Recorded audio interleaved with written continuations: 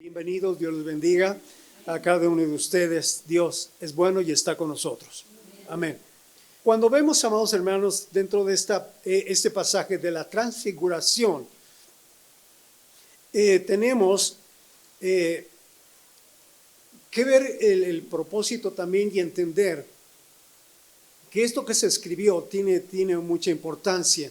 Hay algunos textos muy marcados donde podemos identificarnos y hay otros que podemos tal vez darle solamente una lectura y también edificarnos.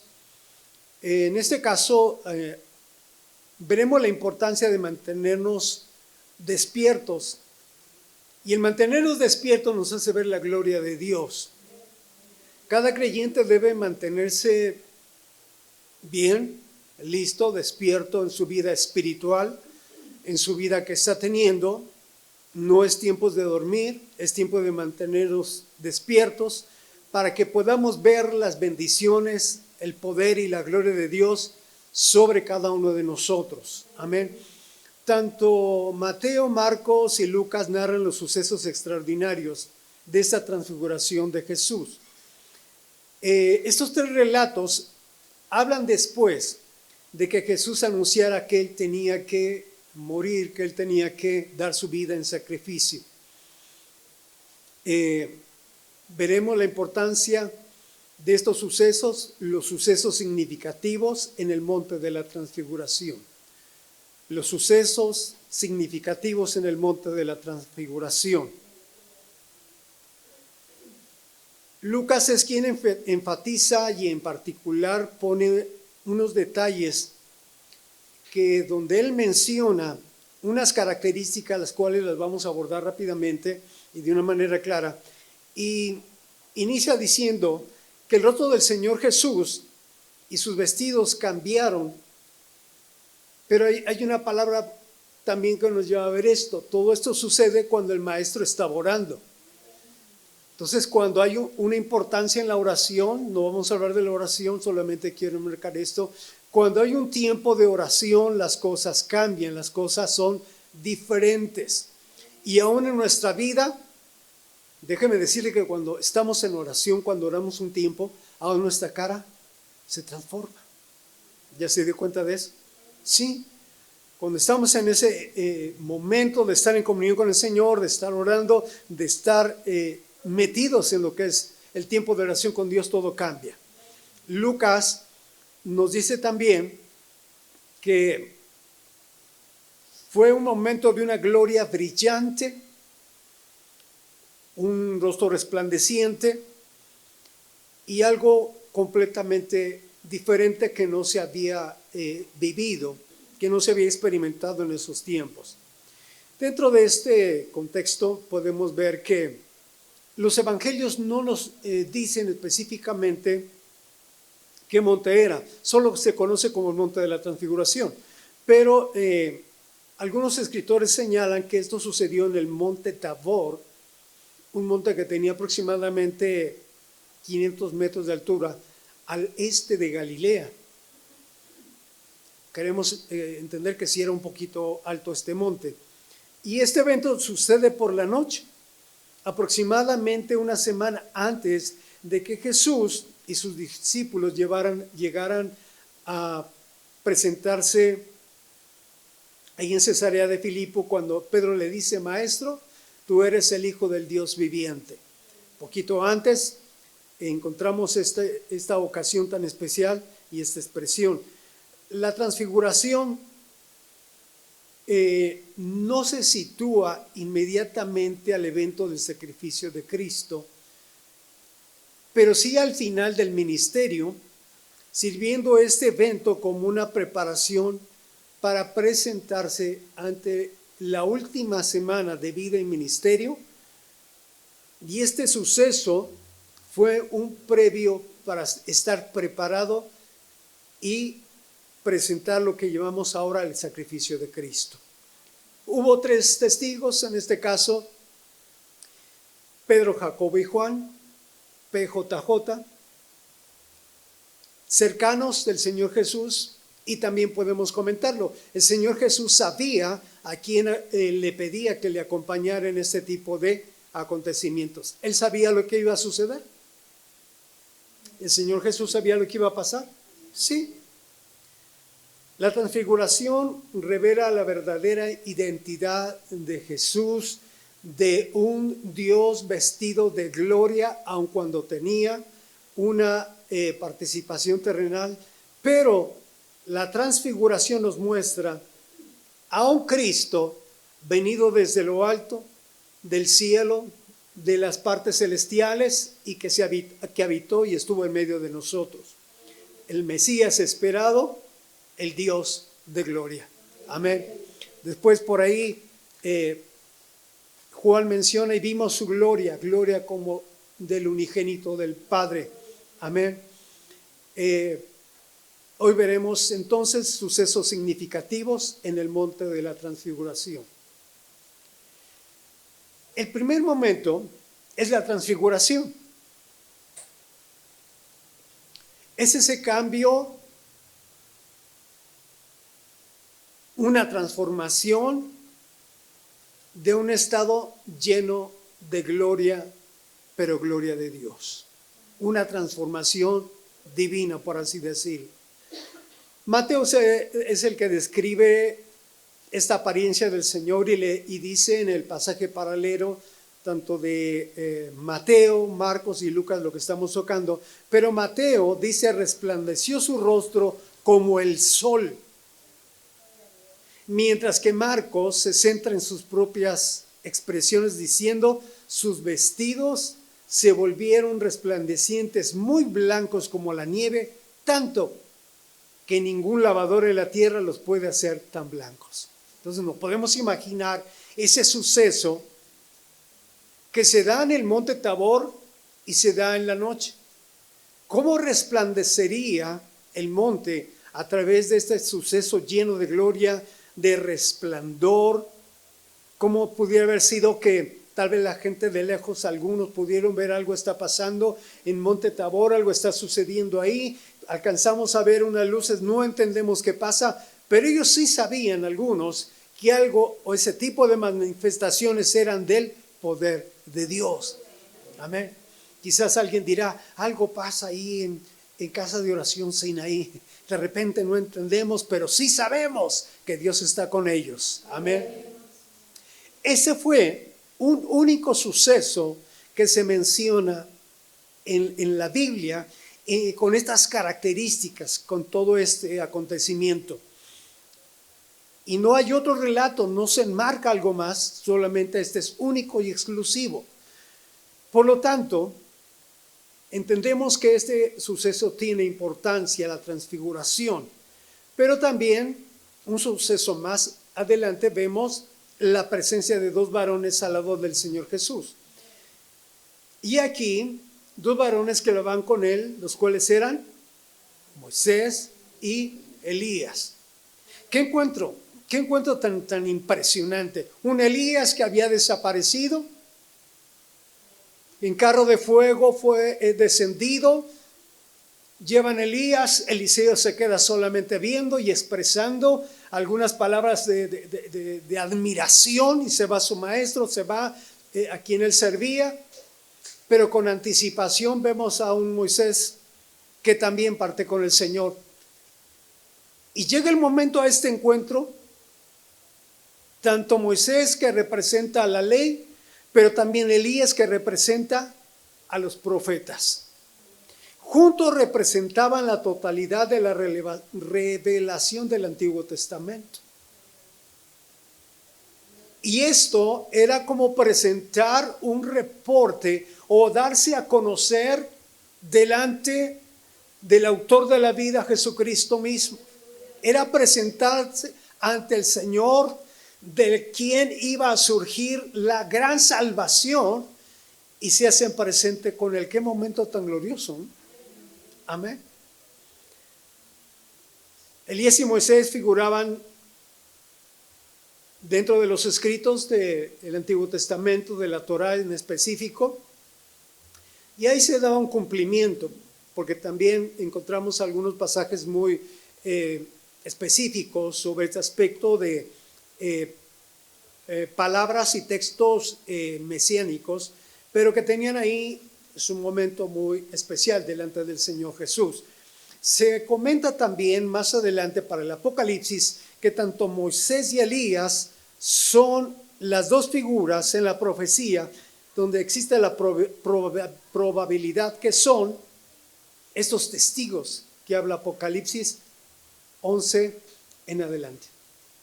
Entonces tiene un cumplimiento, tenía una razón de ahí. Y un dato muy especial que llama la atención es que cuando vemos a un Moisés, que él no entró a la tierra prometida, y Dios advirtió algo ahí, le dijo, no, tú no vas a entrar a la tierra prometida, Josué es el que va a dar la tierra al pueblo de Israel en posesión, pero tú te vas a quedar de este lado del Jordán, no entras. Para Moisés ha de haber sido algo muy, muy fuerte, y tuvo Dios las razones del por qué decirle. Pero él anhelaba la tierra prometida. Moisés quería estar tocando, pisando tierra prometida y estar con el pueblo de Israel. Pero óigame bien, hermano.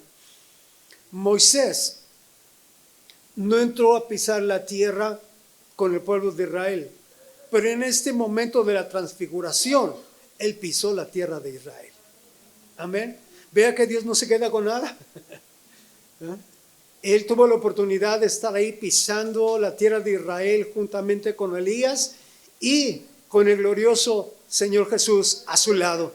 Amén. Qué encuentro tan glorioso, ¿no? Amén. Seguidamente encontramos otro suceso muy significativo, y fue que hablaban de un tema especial. Podemos ver que había razones para platicar, para tener algún diálogo, para tener alguna plática. Tenían todo para poder platicar ahí. Pero solamente tocaron una parte donde dice que hablaban de la partida del Señor. Verso 31 dice: quienes aparecieron rodeados de gloria y hablaban de su partida que iba Jesús a cumplir en Jerusalén. Y ahí encontramos que había un tema. Había un interés de decir, Señor, estamos interesados en ver que tu partida de una forma simbólica, así como el pueblo de Israel partió, salió de Egipto, tú vas a tener una partida de Jerusalén y vas a ir al Padre. Y a lo mejor, no sé, un poquito pensando en esto, podemos imaginarnos a Moisés y Elías diciendo: Señor Jesús, ¿en verdad vas a morir por el mundo? ¿Vas a morir por el pecado de la humanidad? ¿Estás seguro de lo que vas a hacer? Porque que tal vez Moisés dijo: mira, Señor, yo me ofrecí para ser juzgado en lugar del pueblo de Israel. Porque en alguna ocasión a Dios le dije: aquí estoy. Mi vida está, pero ten misericordia de este pueblo. Pero si hay algo que yo pueda atender o tú quieras juzgarme, aquí estoy.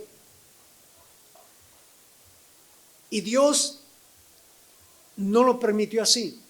Pero ahora, Señor Jesús, ese acontecimiento que es muy fuerte, que es impactante, porque aún hasta la naturaleza va a ser impactada por este sacrificio, en realidad tú vas a pasar por él.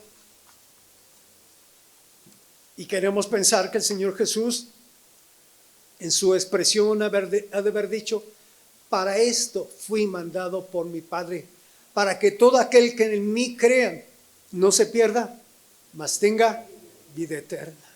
Amén. Y quizás Elías ha de haber dicho: mira, Señor, un día yo fui perseguido por Acab, por Jezabel, unas amenazas fuertes. Me deprimí, me sentí mal y estuve al borde de tirar todo. Pero también entendí que Dios estuvo conmigo. Pero ahora ya entiendo, Señor Jesús, que el Padre está contigo, que eres el único Hijo del Padre. Pero también entiendo que habrá ángeles que estarán contigo, que te acompañarán y estarán a tu lado. Amén. Y mientras estos acontecimientos se daban, mis amados hermanos, aparecen los discípulos. Diga conmigo: aparecen los discípulos. Aparecen ellos. PJJ hacen presencia. Están ahí. Y ver que ellos están en presencia de un evento magnífico, un evento glorioso, impresionante. Nunca ni Pedro, Jacobo y Juan habían visto un relato, un evento, una cosa así. Habían oído que había caído fuego del cielo en el sacrificio que tenía Elías con los profetas de Baal, Acera. Había caído fuego también cuando estuvo Salomón en la dedicación del templo, y era algo impresionante. Pero ver ahora cómo el resplandor y la gloria del Señor estaba rodeándolos, estaban con ellos, para ellos era así como quedarse con la boca abierta. La gloria de Dios está con nosotros. Amén. Si nos imaginamos esta escena, podemos ver que a lo mejor los ojos de ellos, aun cuando la palabra nos dice que estaban rendidos de sueño, entendemos su humanidad, ¿no? Entendemos que ellos estaban cansados, fue un día muy extenuante, mucho cansancio, pero también con mucho que atender. Y algunos comentaristas señalan que sí, efectivamente se durmieron, estaban dormidos, pero al ver este suceso, y tal vez la luz que se presenta, ese resplandor, despertaron inmediatamente. Yo no sé si usted puede dormir con un foco en la cara, ¿no? Algo así como. O hay luz, o a veces le tienen que decir a la familia, apaga la luz, apaga esto, apaga la televisión, para poder dormir. Al contrario, cuando vemos entonces luz hay que despertar. Yo le digo una cosa, cuando usted vea la luz de Cristo en su vida, hermano, despierte. Amén. Despierte, vamos a estar alertados, Señor, ¿qué es? ¿Qué hay? Amén. Y entonces, entendemos también que tuvieron a lo mejor que hacer el esfuerzo de despertar, y yo no sé cómo reaccionaba Pedro o Jacobo o Juan. Es curioso esto, hermano. Usted se ha visto cuando despierta o tiene que despertar en una acción así, o cuando está descansando y dice, está temblando. ¿Qué reacción tenemos, no? Pasa todo por la cabeza, inmediatamente empezamos a tener unas reacciones, y a veces pienso, ¿no? Así como las computadoras empiezan a abrir archivos, empiezan a abrir programas rápido para reaccionar, ¿no? Y es algo parecido, creo incluso hasta se tallaron los ojos, se movieron, oye, despierta, despierta, mira lo que está pasando delante de nosotros, rendidos de sueño. Pero al final vemos también que ese despertar tuvo una reacción y tuvo un suceso muy especial. Mire, todo lo que estaba pasando, vuelvo a repetir, el Señor sabía lo que estaba pasando, cómo iba a terminar, qué era lo que faltaba, pero para el Señor, tanto lo que fue Moisés, Elías era importante, como también para Pedro, Jacobo y Juan era importante. Amén. Acuérdese que nuestra vida está en las manos del Señor. Cuando Dios permite algo, sabe Dios por qué lo permite. Cuando sucede algo, Dios sabe por qué sucede. Y debemos de entender en Dios, por lo tanto tenemos que orar. Amén. Quiero decirle, tenemos que estar despiertos espiritualmente. Amén. Mire, al final el pecado vuelve a la persona insensible. Los agobia, los cansa, los fatiga, los pone mal, y lo que busca es meterlos en un sueño donde no tengan el deseo ni el anhelo de nada, es entrar en una etapa de incertidumbre, a veces desasosiego, en una actitud muy a veces desesperante, y es donde entran a veces, ¿para qué voy? ¿Para qué oro? ¿Para qué esto? ¿Para qué asisto? Si finalmente pasa esto y esto y esto. Pero tenemos que recurrir al despertar, hermano, despertemos. Hay palabra, ¿qué dice? Dijo el Señor, he aquí yo estoy con vosotros todos los días hasta el fin del mundo. Amén. El Señor es su amparo, es su fortaleza, el pronto auxilio en las tribulaciones. Él no se duerme, Él no descansa, Él está vivo porque es un Dios vivo. Amén. Al final el pecado hace insensible a la gente. Por lo tanto tenemos que estar alertas y vivir despiertos, vivir completamente, hermano, en las cosas de Dios bien despierto. Así que díganle a los hermanos que tienen, estamos despiertos. Y si se está durmiendo, dele un codazo. No, no es cierto. No, dígale, estamos despiertos. Ajá. El estar soñolientos o estar en esa tendencia de que sí me duermo, de que sí, de que no, vamos a la parte espiritual, hace ver, hermanos, que muchos pueden estar teniendo situaciones donde el enemigo está tomando ventaja. Por lo tanto, dice la palabra, tenemos que resistir al adversario, y hacer resistencia es estar despierto. Hacer resistencia es porque vamos a estar alerta, y huirá de nosotros en el nombre de Jesús. Amén. El interés del Señor para que nuestra vida espiritual se mantenga también es porque tenemos que estar directamente conectados, directamente en sintonía con la palabra de Dios, con la voz de Dios. No podemos darnos ya ahorita, amados hermanos, el lujo de descuidarnos espiritualmente. Usted ha edificado mucho. Ha presentado un esfuerzo que Dios lo ha visto. Quizás hasta se ha desgastado en muchas cosas. Y lo que ha levantado, lo que ha construido, déjenme decirle que entre los ojos de Dios ha sido algo grande. ¿Sí o no? Yo quiero ver, hermano, que sí. Lo que usted ha levantado, lo que está construyendo, lo que está poniendo en pie, hermano, es grande. Y el que está detrás de todo esto se llama Dios. Porque Él es el que edifica. Amén. Es el que levanta. Si nosotros hacemos la parte que nos toca, Dios hará también la parte que a Él le toca. Por lo tanto, evitemos el sueño espiritual. No seamos el Pedro, Jacob y Juan adormilados. No. Vamos a ver que dentro, hermano, de todo, hay mucho que hacer todavía, entonces no podemos dormirnos. Hay mucho que hacer en la familia. Hay mucho que hacer con nuestros hijos, con los nietos. Hay mucho que hacer, hermano, en la obra del Señor. Hay mucho que hacer en todas partes. Pero Dios está con nosotros. Amén. Hemos tenido experiencias, hermano, cuando uno viene de la actividad del día, incluso de algunos compromisos entre semana, también de los que vienen los miércoles, y dan más ganas y deseos de irse a descansar que de pasar a la casa de Dios.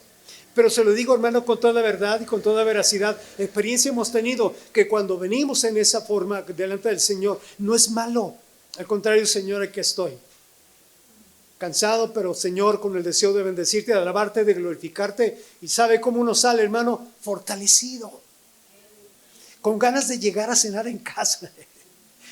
¿Sí? Antes de ir a dormir, mi cena, pero descansamos felices y contentos.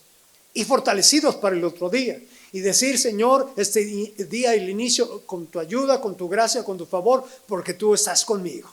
Amén. Encontramos este cuadro de estos discípulos, pero hay un renglón y un suceso más adelante donde dice que a pesar del deseo de dormir, ellos lograron mantenerse despiertos. Mantenerse despiertos, estamos en el verso 32b. ¿Por qué debe el cristiano mantenerse despierto? Cabría la pregunta aquí. Porque la noche está avanzada. No somos hijos de la oscuridad. No somos hijos de la noche. Ya no estamos dentro de la oscuridad. Estamos en la luz del Señor. Por lo tanto, somos hijos del día, de la luz. Y el Señor dijo, ustedes son la luz del mundo. Amén. ¿Qué más? ¿Por qué debe el cristiano mantenerse despierto? Porque aún tenemos que bendecir a otros. ¿Ya se dio cuenta que usted es una bendición? Amén. Tenemos que estar despiertos para bendecir a otros o para despertarlos también. Yo quiero imaginar a Pedro, Jacobo, Juan, no sé quién haya tomado la iniciativa y decirle, despierta, mira lo que está pasando aquí delante de nosotros, mira el maestro, mira, está Moisés, está Elías, y quizás ¿cómo si ellos ya no tienen nada que ver? Ya hace tiempo atrás ellos ya partieron, ¿cómo que están aquí? Entonces hubo razones para mantenerse despiertos, sí, nunca volvieron a vivir algo como lo que estaban viviendo en ese momento. Por lo tanto, tenían que estar despiertos. Y a los que tenemos una responsabilidad, un cargo, un algo en el Señor también, debemos de esforzarnos al máximo para mantenernos despiertos. Papás, tenemos que estar despiertos. Hay gente que está detrás de nosotros. No que son el futuro, no, ya están con nosotros. Vienen ya y todavía necesitan algo de nosotros. Todavía tenemos que cumplir tareas, sí. Tenemos responsabilidades, amén. Tenemos algo que hacer, sí, y mucho. Por lo tanto, tenemos que mantenernos despiertos, amén. Y también para seguir haciendo la voluntad del Señor. ¿Por qué me mantengo despierto? Porque el Señor me quiere despierto espiritualmente, para seguir cumpliendo lo que Él quiere. Amén. No muchos aménes, pero ahí vamos.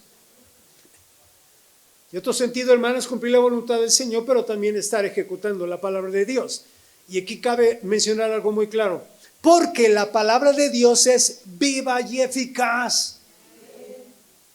La palabra de Dios es viva y eficaz para ayudarnos a estar despiertos y para ayudar a alguien más a que despierte. Mira lo que dice la palabra. No te duermas, no te distraigas. No dejes que las situaciones, lo que esté pasando, te quiera agobiar más de la cuenta. Dios sabe por qué, pero ponte a orar, créele la palabra, crea la voz de Dios, cree lo que Dios te está diciendo y vamos adelante, síguele. Amén. Despertemos, hermano, para ver su resplandor, para ver que Dios está con nosotros. Amén. Tenemos que ver que más vale estar obedeciendo al Señor, a la palabra, lo que el Señor está diciendo. Y yo encuentro esta razón para poder pasar al siguiente suceso. Amados hermanos, estamos viviendo tiempos ya de lo último y lo sabemos perfectamente. Son tiempos difíciles, son tiempos marcados conforme a la palabra de Dios, porque Dios así lo está diciendo. Son tiempos difíciles y lo último. Y en esta semana usted se percató de todo lo que pasó, lo que está pasando en los países, sismos, tsunamis, sismos en América Latina, en Rusia, en Centroamérica, todo eso.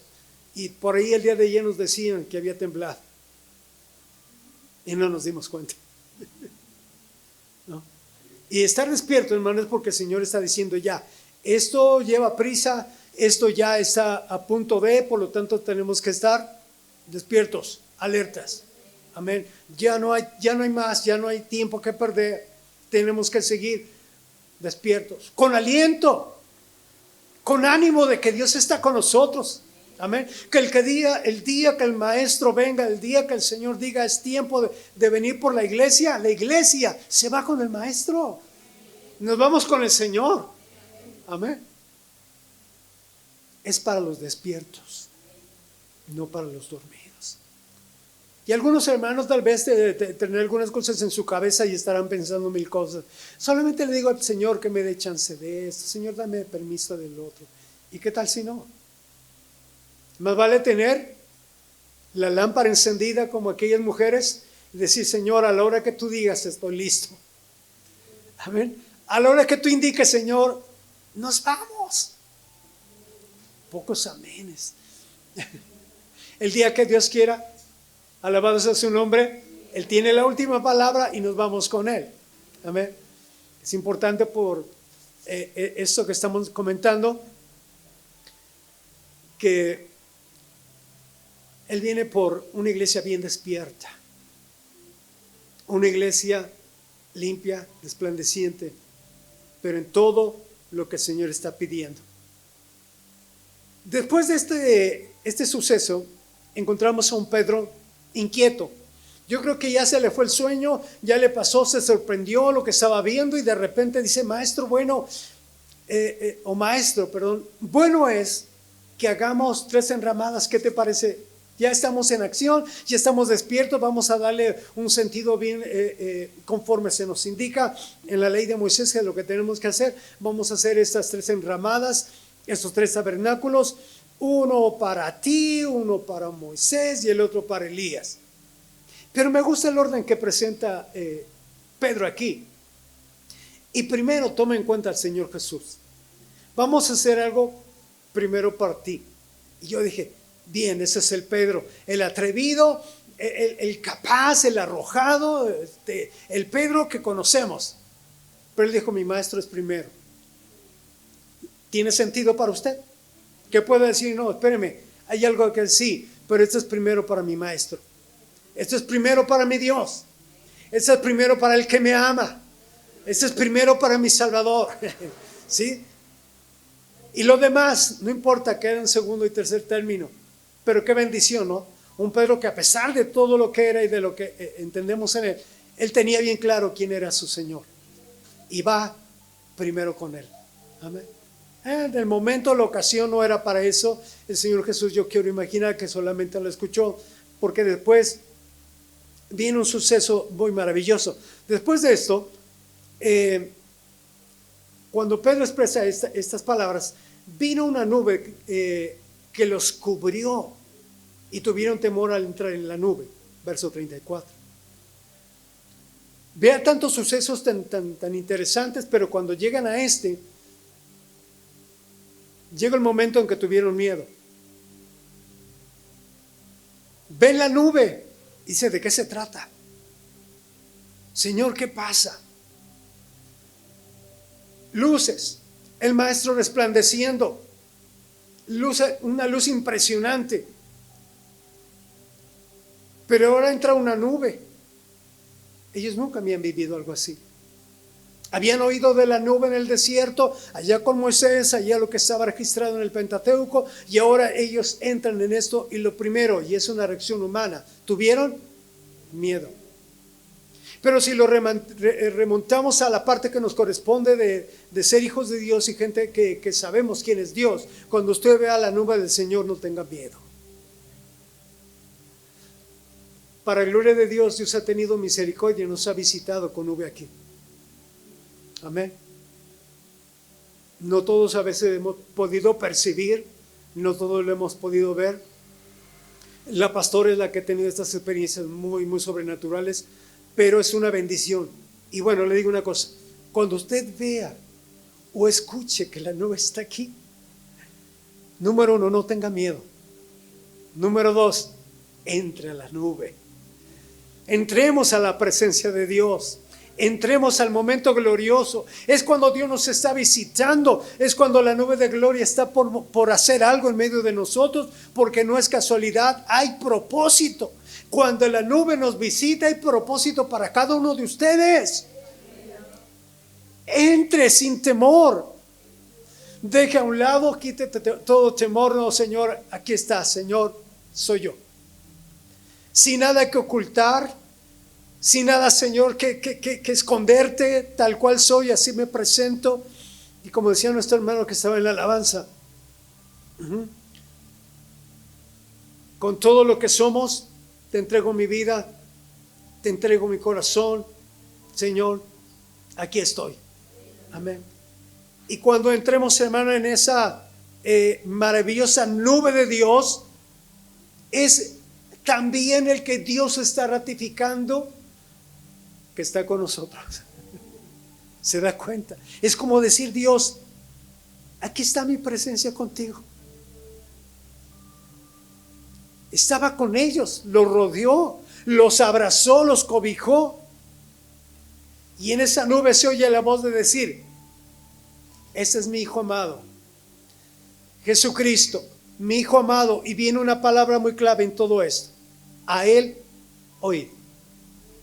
Todo está bien. Moisés tuvo su tiempo, Elías tuvo su tiempo, Moisés dejó escrito lo que Dios le pidió y tenían que escucharlos a ellos como judíos, pero también dijo el Señor, hay una voz que es la voz máxima de autoridad de aquí en adelante: oíd a mi Hijo. Wow. Cambia totalmente el panorama. Por lo tanto, esa voz del cielo era original, genuina. No quiero pensar, hermano, cómo habrá sido, qué tono de voz o qué voz habrá sido tan estruendosa o tal vez muy, no sé cómo, pero escuchar la voz de Dios, hermano, hasta la piel se enchina. Pero para ellos era importante. Y quiero decir, hermano, Jesús mismo es el resplandor de la gloria y la imagen misma de la sustancia o de la sustancia de Dios. Y quien sustenta todas las cosas con la palabra de su poder, habiendo efectuado la purificación de nuestros pecados por medio de sí mismo, Él se sentó a la diestra de la majestad en las alturas. Aleluya. Esta vivencia de gloria, de la gloria de Dios, fue como una dosis espiritual para no desmayar sobre lo que tenía que enfrentar Pedro, Jacobo y Juan. ¡Qué experiencia! Lo que ellos vivieron allí en lo alto. Y Dios los estaba preparando para lo que se avecinaba. Amén. Por lo tanto, amados hermanos, yo creo que deseamos ver la gloria de Dios todavía. Todavía deseamos ver la gloria de Dios.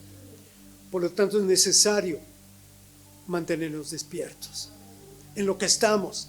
Ya no es tiempo de jugar, ya no hay tiempo, hermano, para distracciones, ya no hay tiempo para caer, hermano, en cuestiones del mundo, cosas por ahí, el arrullo del pecado, el arrullo de vicios, adormecimientos de los deseos de la carne, en cuestiones que pueden hacerle caer y quedar finalmente postrado. Ya no. Hoy vimos los sucesos significativos, tal vez de una forma muy rápida, de estos eventos en el monte de la transfiguración. La transfiguración misma, la presencia de dos varones al lado del Señor, los discípulos rendidos de sueño, pero también manteniéndose despiertos, y finalmente vieron la gloria del Señor. Creo que todavía necesitamos ver la gloria de Dios. Creo que todavía la gloria del Señor está dispuesta, está disponible y está accesible a que nosotros podamos entrar. No es limitada, es ilimitada. Esforcémonos por entrar a esa nube cuando ésta se mueva en medio de nosotros. Seamos diligentes en atender la voz del Señor. Esta es la voz de mi Hijo amado.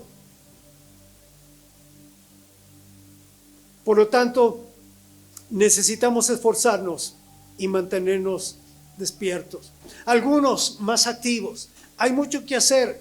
Tenemos todavía tarea por delante. Tenemos que estar en el mover del Señor activo, lo que Él pida, para poder seguir adelante. Y al final, creo que veremos la gloria del Señor. Amén. Y a pesar de todo, podemos decirle: Señor, permíteme ver tu gloria.